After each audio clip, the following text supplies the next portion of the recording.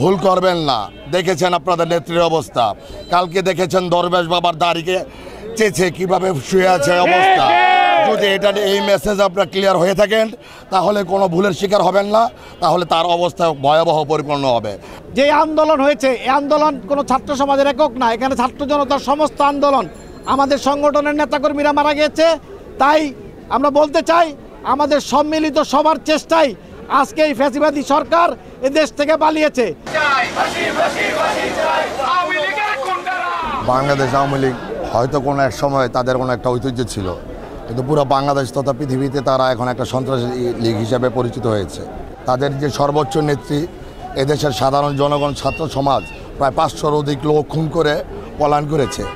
যেখানে এখনও ছাত্রদের রক্তের গ্রাণ আমাদের নাকে ভাসে, ছাত্রদের রক্ত, তাজা রক্ত। আপনারা জানেন আজকেও একজন নারায়ণগঞ্জ কলেজ শাখা ছাত্র দলের সাবেক সাধারণ সম্পাদক আমানতের লাশ পাওয়া গেছে ঢাকা মেডিকেল। এছাড়া যুব দলের আমাদের সাজন মারা গেছে, ইকরা মারা গেছে। এই সন্ত্রাসী লীগ, এই সন্ত্রাসী যারা আছে ওরা আমাদের কাছে মেসেজ ক্লিয়ার। ওরা এই 53 বছর আগে মারা যাওয়া ব্যক্তিকে নিয়ে যে শোকের নামে এক অরাজকতা সৃষ্টি করার পায়তারা করছে, এবং বিভিন্ন হিন্দু সম্প্রদায় এবং বৌদ্ধ সম্প্রদায় তাদের দ্বারা তাদেরকে বিভিন্নভাবে বিভিন্ন ক্ষতিগ্রস্ত করতে যাচ্ছে।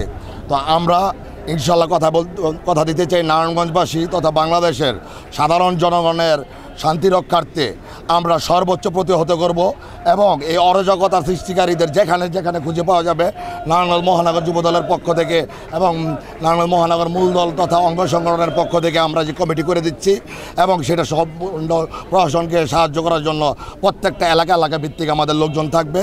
আমরা অবস্থান কর্মসূচি দিয়েছি আজকে এবং কালকে। এখানে আমরা এই নারায়ণগঞ্জের যারা সন্ত্রাসী লীগের দোসর তাদেরকে হুঁশিয়ারি করে দিয়ে বলতে চাই, আপনারা ভুল করবেন না। দেখেছেন আপনাদের নেত্রীর অবস্থা, কালকে দেখেছেন দরবেশ বাবার দাড়িকে চেয়েছে কিভাবে শুয়ে আছে অবস্থা। যদি এটা এই মেসেজ আপনারা ক্লিয়ার হয়ে থাকেন তাহলে কোনো ভুলের শিকার হবেন না, তাহলে তার অবস্থা ভয়াবহ পরিপূর্ণ হবে। নারায়ণগঞ্জের মানুষ তথা বাংলাদেশ আর কোনো অরাজকতা চায় না। বাংলাদেশকে দেশনায়ক তারেক রহমান আমাদেরকে নির্দেশ দিয়েছেন নতুন করে বিনির্মাণ করার জন্য। আমরা আছি, আমরা ইনশাল্লাহ এটা সর্বোচ্চ পদক্ষেপ নেব। 18 বছরের যে খুনি স্বৈরাচারী ফ্যাসিস্ট সরকারের পতন হয়েছে, কিন্তু প্রকৃতপক্ষে তাদের যারা দোসর আছেন তারা যে 18-20 বছরে এই দেশে বিভিন্ন জায়গায় যে বীজ বুনে গেছেন, এটা নির্মূল হওয়ার আগ পর্যন্ত আমাদের আন্দোলন চলছে এবং চলবে। এই ফ্যাসিবাদী খুনি হাসিনা যেভাবে ছাত্র জনতার উপরে সশস্ত্র হামলা করেছে, সেই হামলার দায়ে তার বিচার এই দেশের জনগণ দেখতে চায়, এবং তার বিচার না হওয়া পর্যন্ত বাংলাদেশ জাতীয়তাবাদী দলের প্রত্যেকটি নেতাকর্মী রাজপথে থাকবে, এবং এই সন্ত্রাসী খুনিদের বিচার না হওয়া পর্যন্ত আমরা রাজপথে থাকব।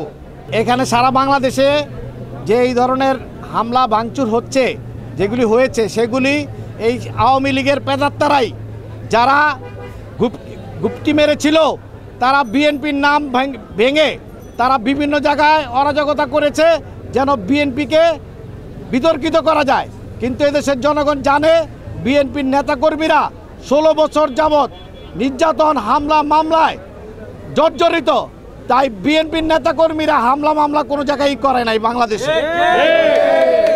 ছাত্র জনতার যে আন্দোলন, এই আন্দোলনে আমাদের যুবদল, ছাত্রদল, বিএনপির অনেক মানুষ, সাধারণ মানুষ আত্মত্যাগ করেছে। আজকে আমাদের সাবেক ছাত্রদলের নেতার লাশ পাওয়া গেছে।